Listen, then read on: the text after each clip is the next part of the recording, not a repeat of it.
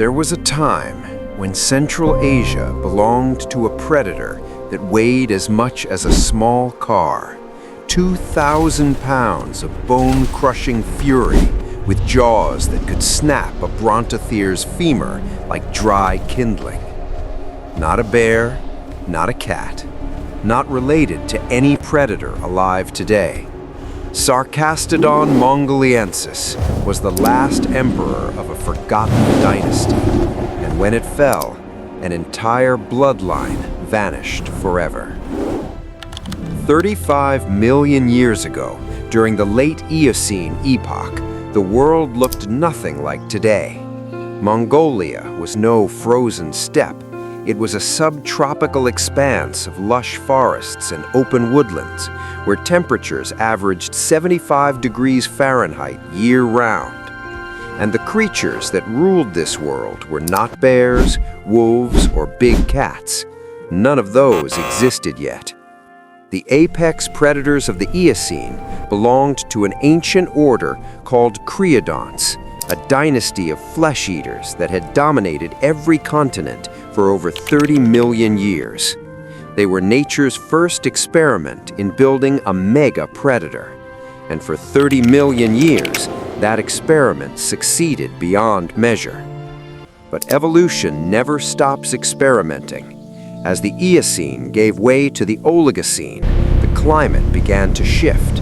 Forests shrank, grasslands spread, and from the shadows emerged a new class of hunter, the carnivorans, early ancestors of cats, dogs, and bears.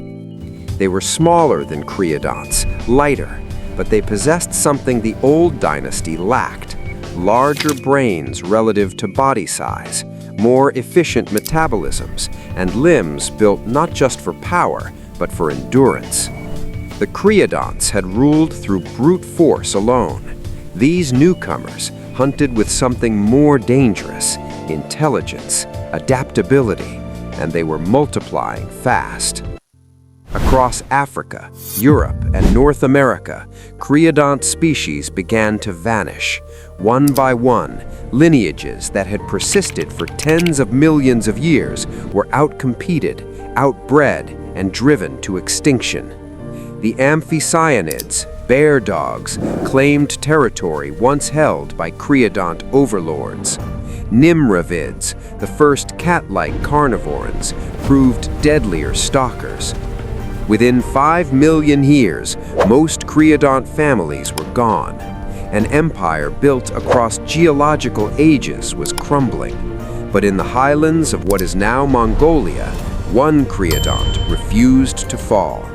Sarkastodon mongoliensis, 6 feet long from snout to hip, 5 feet tall at the shoulder, nearly 2,000 pounds of raw predatory mass. This was no ordinary holdout.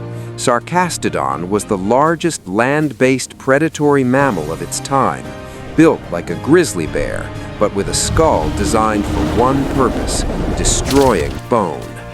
Its massive cranium housed jaw muscles that generated an estimated 1,500 pounds per square inch of bite force, enough to puncture the thick skulls of brontotheres, rhinoceros-sized herbivores that roamed the Mongolian lowlands in vast herds.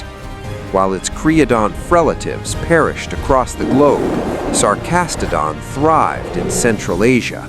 It had found the one thing that could keep a dynasty alive, an ecological niche no competitor could yet fill. The secret to Sarkastodon's survival had been forged millions of years earlier. Creodonts evolved their carnassial teeth from a different set of molars than true carnivorans, further back in the jaw, where mechanical advantage was greatest. This meant Sarkastodon's bite concentrated force at the rear of its mouth, like a hydraulic press. While early carnivorans sliced flesh with precision, Sarkastodon pulverized everything: meat, sinew, and bone alike. Nothing was wasted. In a landscape where carcasses of megafauna littered the woodlands, this was an extraordinary advantage. Sarkastodon could extract nutrition from kills that other predators abandoned. marrow, cartilage, skull fragments rich with fat. It was nature's ultimate recycler, turning death into dominion across the Mongolian highlands.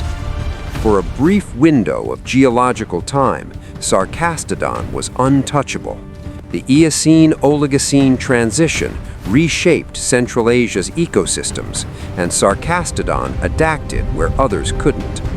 Brontotheres, its primary prey, still thundered across the Mongolian plains in numbers that could sustain a 2,000-pound apex predator. Early horses, tapirs, and chalicotheres provided additional quarry. Sarkastodon occupied the throne atop a food chain that stretched back 30 million years of creodont evolution, the monarch of a dying kingdom, still powerful, still feared, still commanding every landscape it patrolled.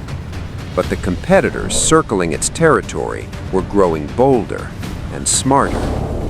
The end came not with catastrophe, but with slow replacement. Bear dogs grew larger and faster. Early cats refined their killing technique. The prey Sarkastodon depended on began to decline as grasslands replaced forests and brontotheres vanished from the fossil record. Evolution had produced superior hunters, carnivorans with bigger brains, more efficient locomotion, and social hunting strategies that a solitary bone crusher could not match. Sarkastodon's lineage, the Oxyanids, left no descendants. No living creature carries their genetic legacy. The last emperor of the creodonts disappeared from the fossil record approximately 33 million years ago. 30 million years of dynasty erased, not by asteroid or flood, by better competition.